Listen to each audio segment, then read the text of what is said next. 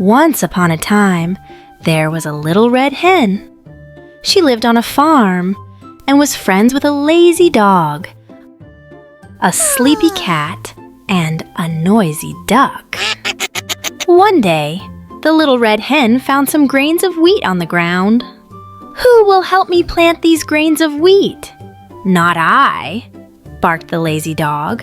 "Not I, not I," quacked the noisy duck. "Then I will do it myself." So she planted the grains all by herself. When the wheat had grown, the little red hen asked her friends, "Who will help me cut the wheat?" "Not I," barked the lazy dog.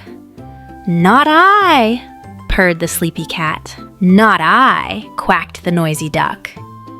"Then I will do it myself," said the little red hen. So she cut the wheat all by herself. When all the wheat was cut, the little red hen asked, "Who will help me take the wheat to the mill to be made into flour?"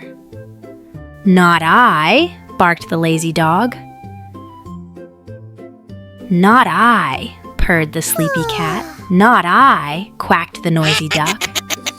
"Then I will do it myself," said the little red hen. So she took the wheat to the mill, ground the wheat into flour, and carried it back to the farm all by herself. But now the little red hen was tired. "Who will help me bake the bread?" she asked. "Not I," barked the lazy dog. "Not I," purred the sleepy cat. "Not I," quacked the noisy duck. "Then I will do it myself," said the little red hen. So she baked the bread all by herself. When the bread was finished, the little red hen asked, "Who will help me eat the bread?"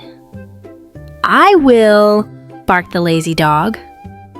"I will," purred the sleepy cat. "I will," quacked the noisy duck. "No, I will eat it myself," said the little red hen. So she ate the bread all by herself.